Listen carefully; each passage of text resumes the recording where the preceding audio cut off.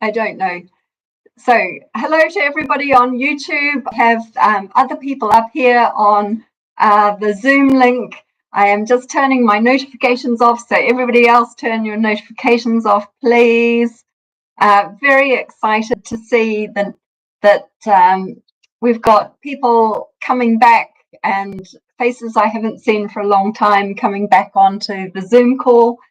And I'm delighted that there's somebody live on our YouTube channel as well. So everybody is very welcome, and I am delighted that we're figuring out this technology so that we can get to the widest number of people with the appropriate level of confidentiality.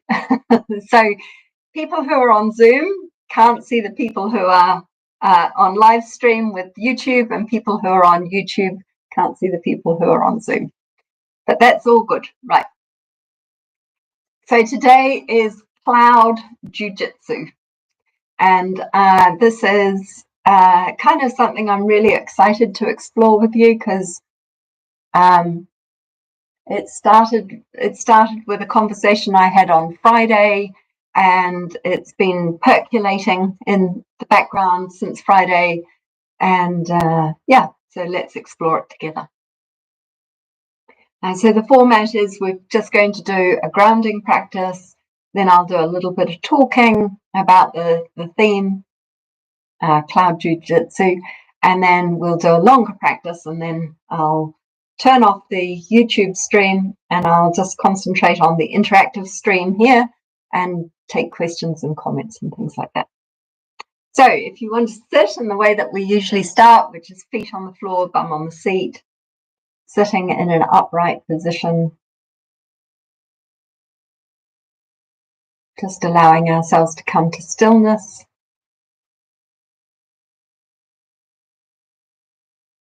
I know all of us have just been running around. I know at least one person has just arrived from foraging out in the forest. One person at least has arrived from work, and I have been out in the paddock. So everybody else will have arrived in a similar manner, scattered all over the place. Not sure how we feel about being here, so just spend some time relaxing, spend some time coming to the present moment.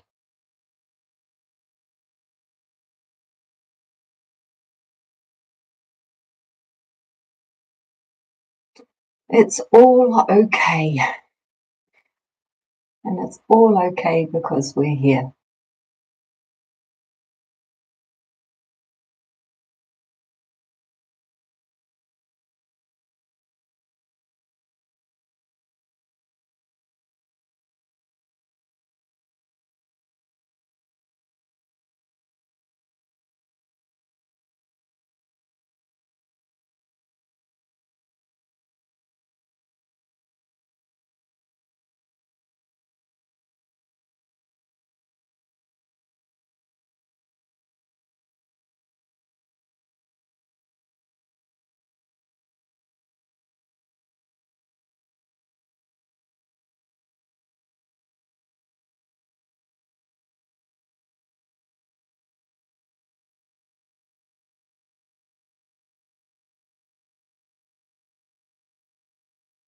Notice how in just a very short space of time, things become quieter, things become slower. Everything settles down just a little bit.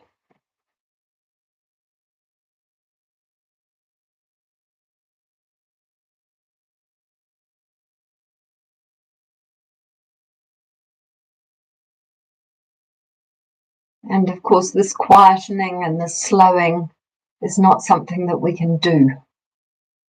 We just have to participate in. It's got its own rhythm, its own natural span.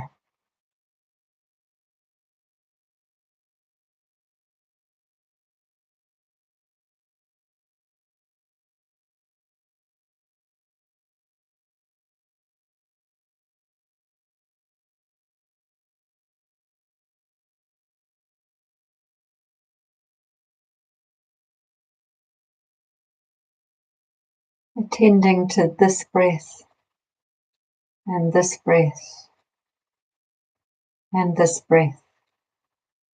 There's a reminder that life doesn't work on our timetable. Life is working on its own timetable.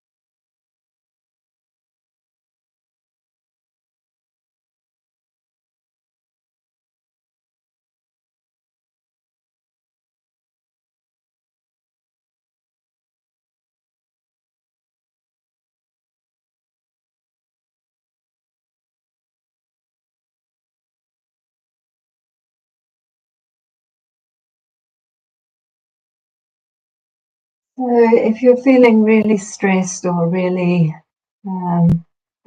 lacking in energy, spend the next few minutes just pulling the in-breath in a little more strongly. So a little bit of a emphasis on the in-breath. And if you're feeling really hyper or really scattered or really tense, put a little bit more energy on the out-breath. So don't change the rhythm. If your body's telling you to breathe in, follow the body and just put the emphasis where you need to. So the rhythm stays the same, but you're just exaggerating a little bit.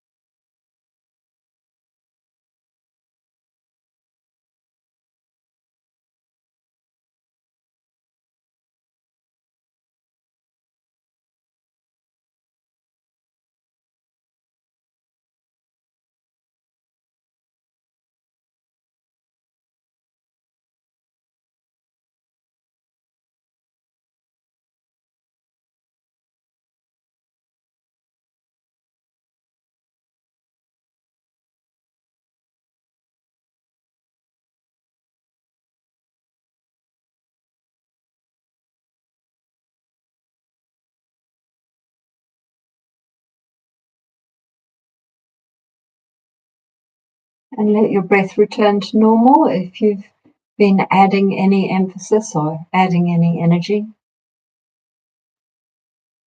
And then when you're ready, just wiggle fingers and toes, yawn, stretch, jiggle, wiggle, whatever you need to do. And come back to eyes open and to the group.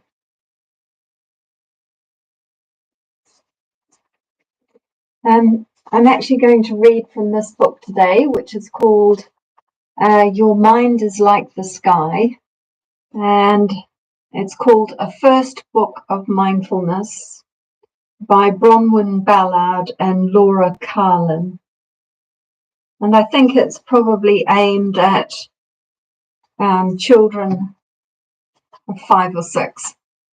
So about your mental age then. Just before somebody cuts in with some funny comment. Okay, so I'm not going to read the whole book, clearly, but I'm just going to read a couple of things.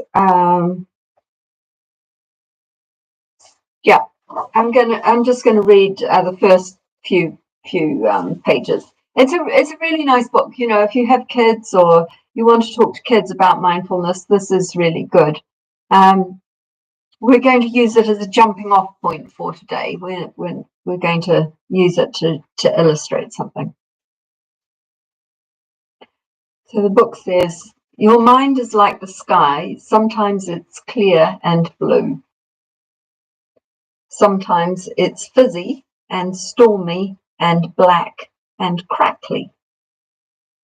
Often it's just a bit grey. Your thoughts are like the clouds.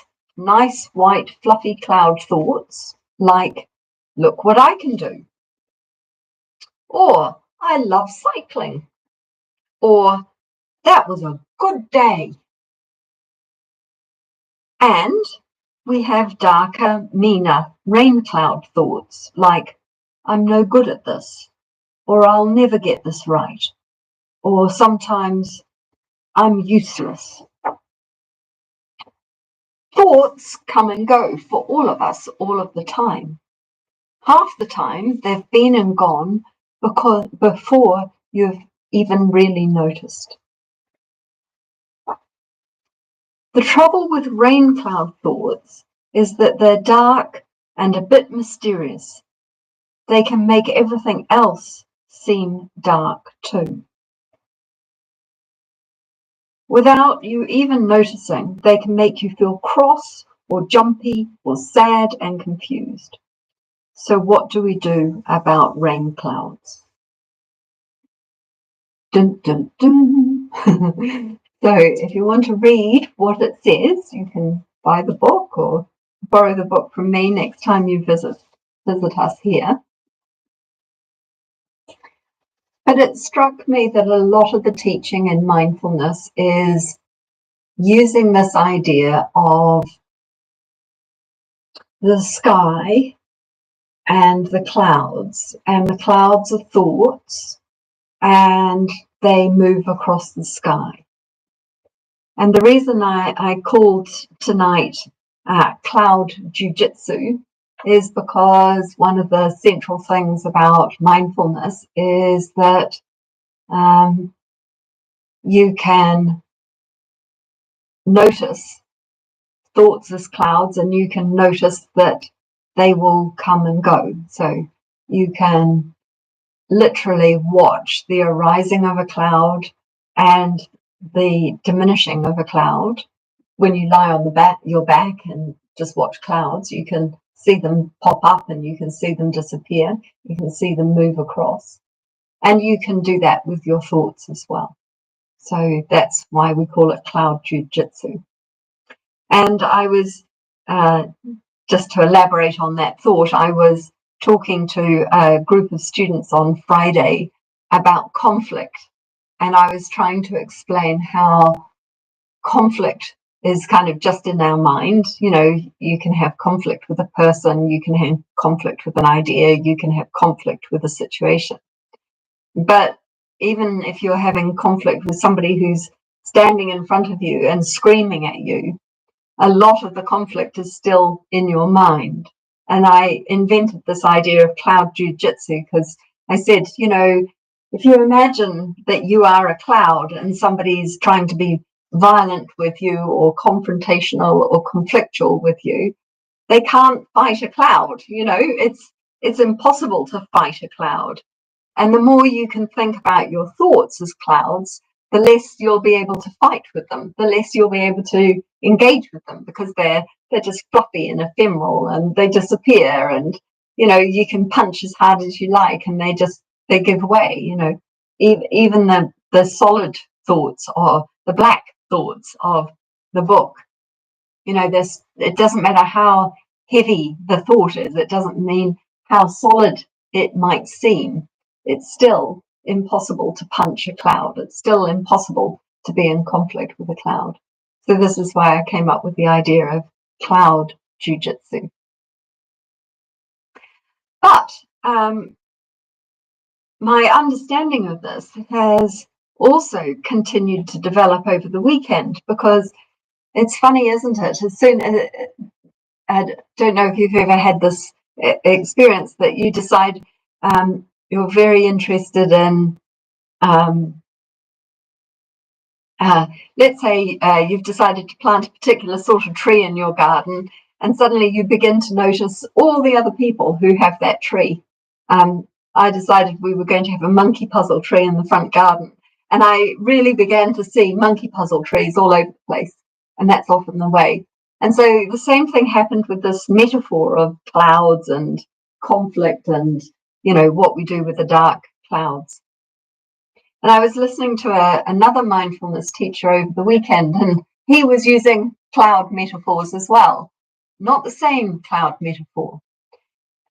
And what he pointed out, and the reason I think that this is a deeper practice than the first book of mindfulness that I've just read from, is because he pointed out that in mindfulness, we spend a lot of time thinking about those clouds and the thoughts and how we relate to them.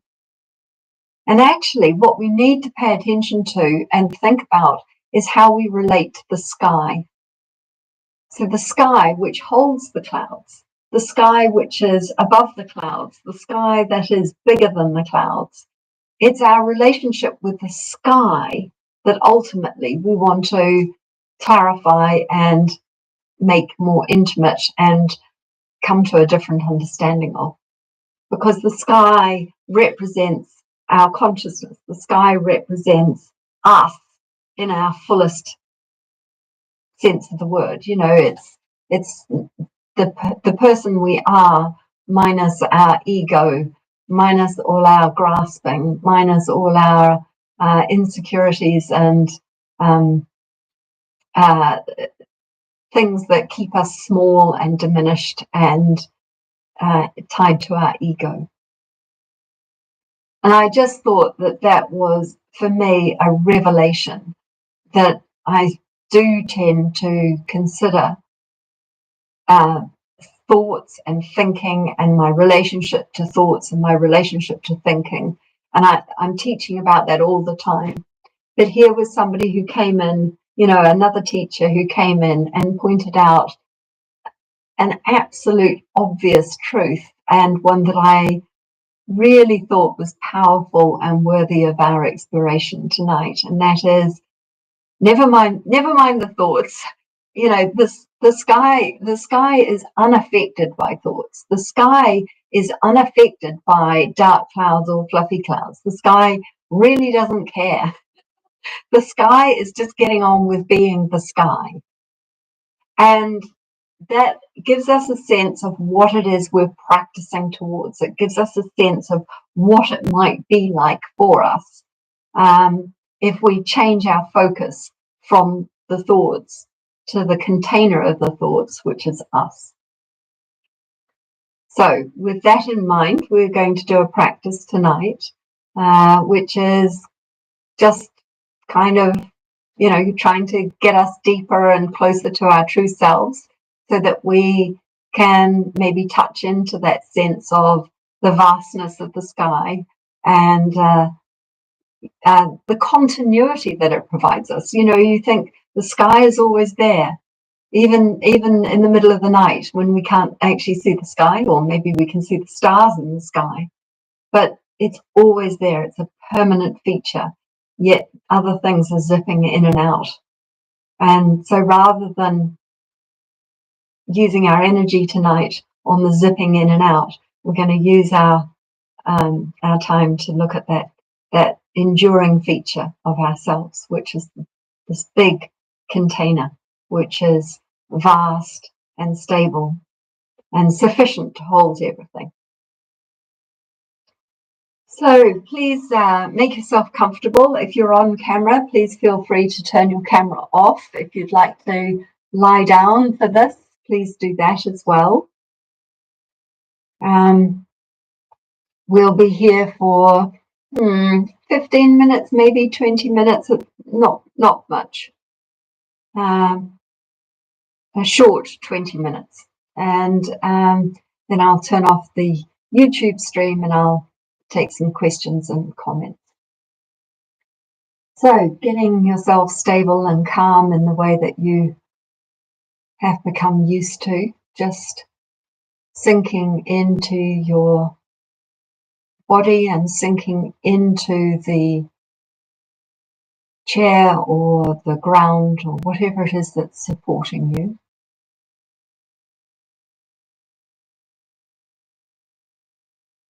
Spend a few minutes allowing your breath to tell you what it needs. So rather than you imposing some ideal on the breath, instead allow the breath to tell you what is ideal for it.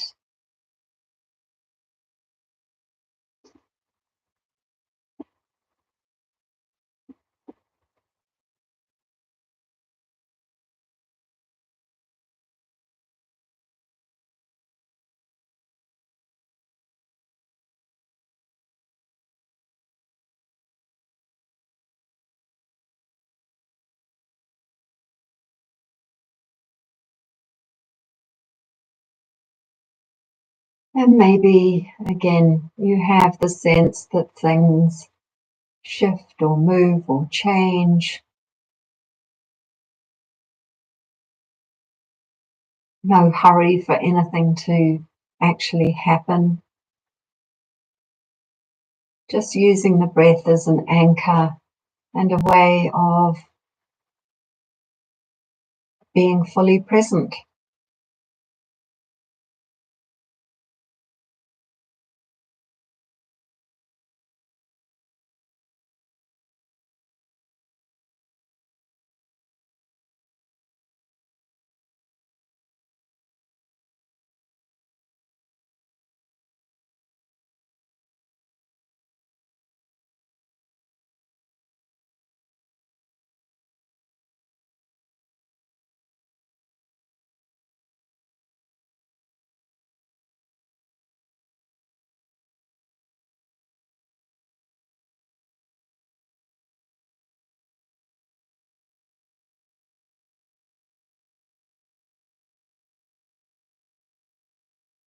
So to get into this, I thought we would start with tiny, tiny observations. The sorts of things that we regularly ignore, we don't even pay attention to, we're unaware of most of the time. So I'd like you to go to your left eye, and particularly the left eye lashes, upper and lower,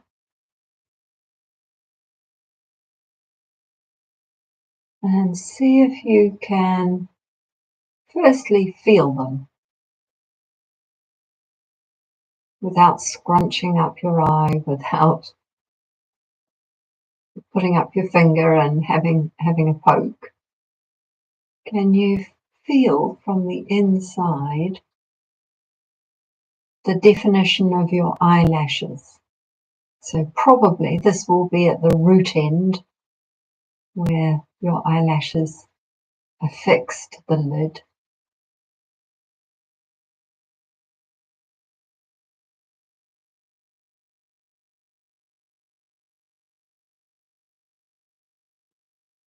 You might find it easier to find them on the bottom or the top.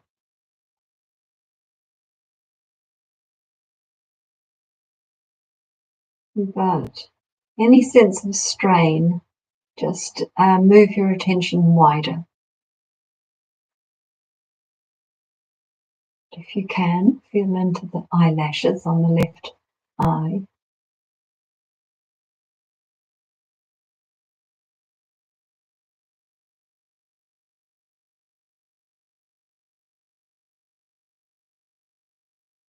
And of course, notice how vivid the sensations are on the left side. As you move across now to the right side, notice how the right side has largely been, you can actually physically feel that you've been ignoring the right side of your face and the right eye particularly. Somehow you weren't moving muscles, but somehow nerve endings and blood flow and just the warmth of focus needs to be pulled across to the right side. And now find the right eye eyelashes. Top and bottom.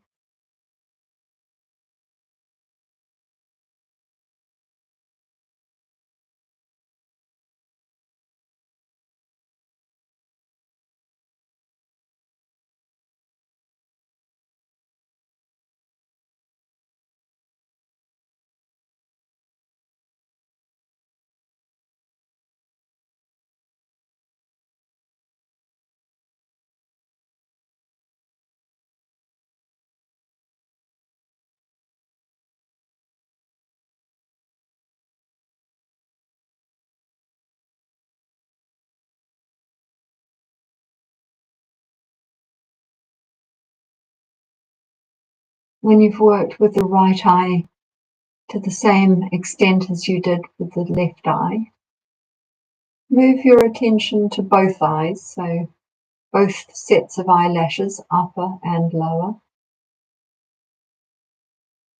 and just feel them both.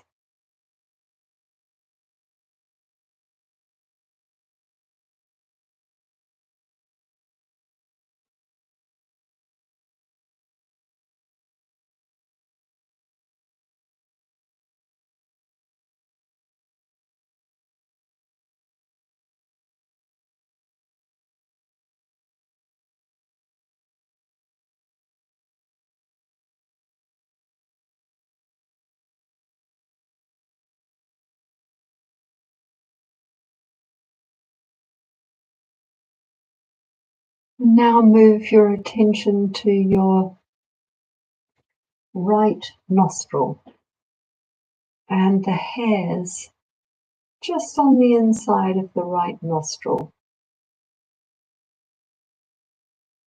And possibly you'll be able to feel the flow of air across your hairs in the nostril.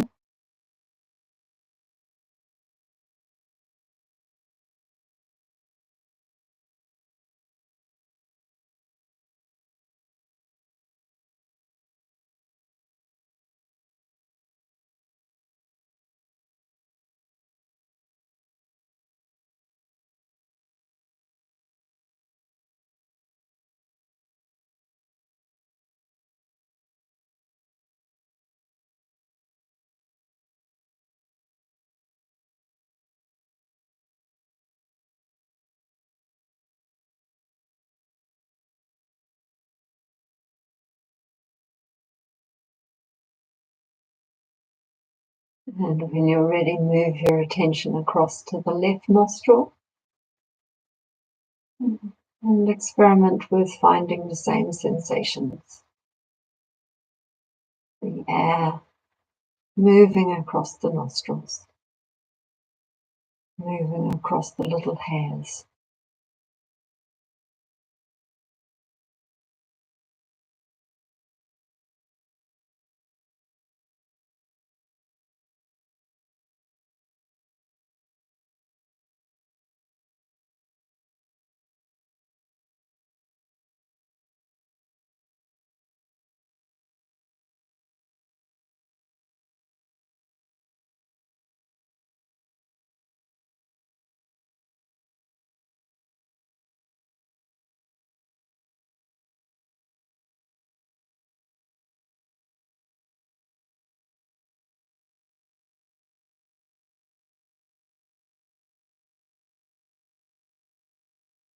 And once again, inviting you to consider and find both nostrils and really the gentle sensation of air coming in and air going out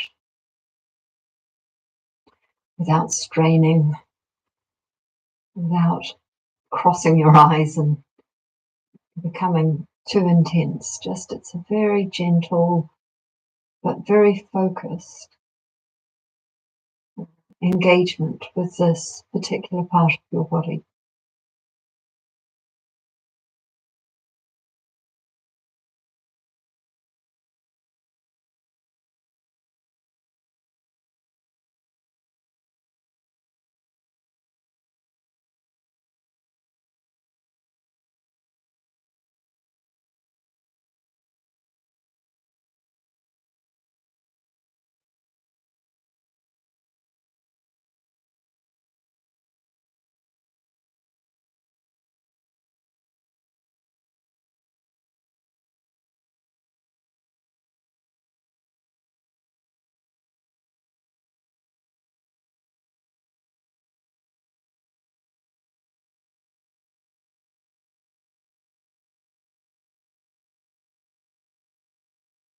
And now when you're ready, perhaps open up.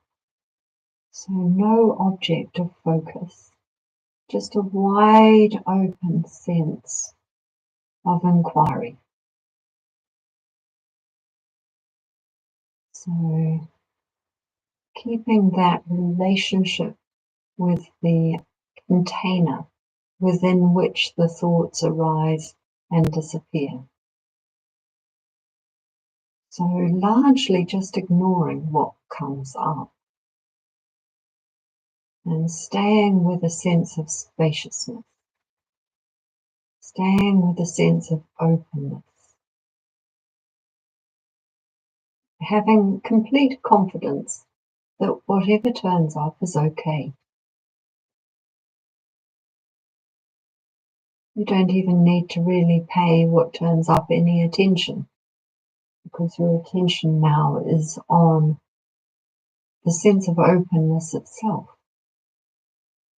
the sense of containing itself, the sense of being.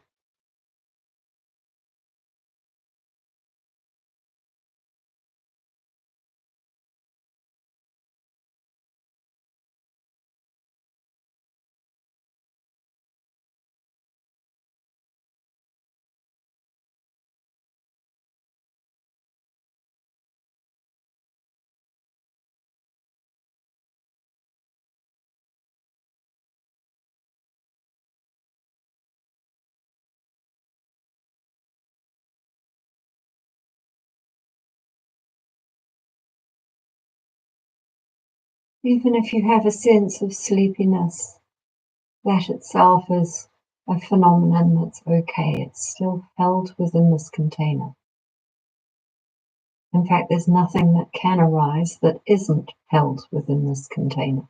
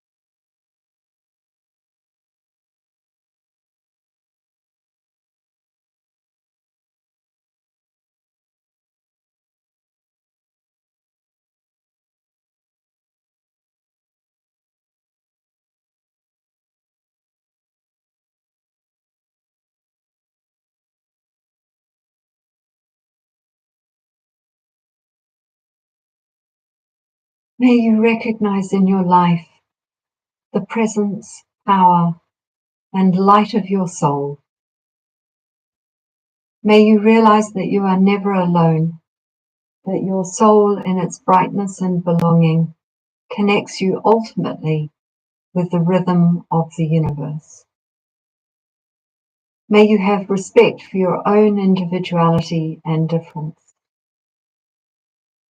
May you realize that the shape of your soul is unique, that you have a special destiny here, that behind the facade of your life there is something beautiful, good, and eternal happening.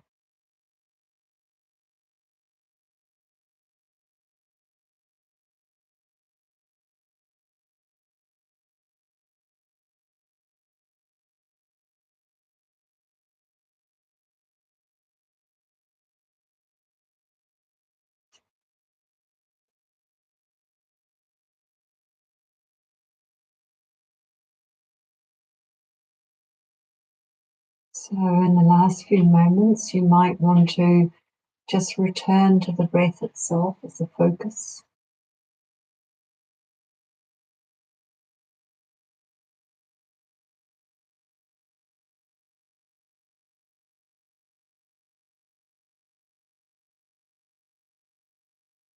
Often in the last closing moments of the practice, we also give ourselves time to reflect on what happened, which is a different question to did we like it or was it any good or was I any good?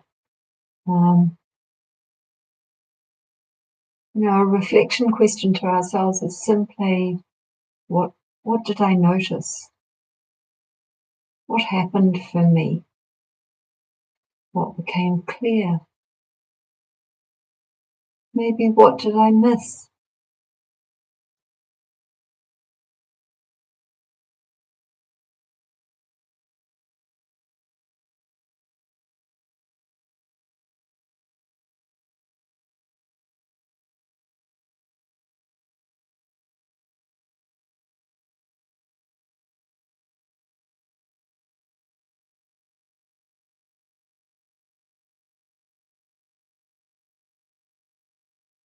And very slowly, in your own way, just begin to bring some movement into your body. Begin to take control of your breathing, maybe. Add in some neck rolls or some shoulder shrudges, some sighs. Any gentle movement that helps you to transition very gently back to eyes open and the group. And while everybody does that, I will end the live stream and say thank you very much and see you next week. And for those who are on Zoom, I will just pause and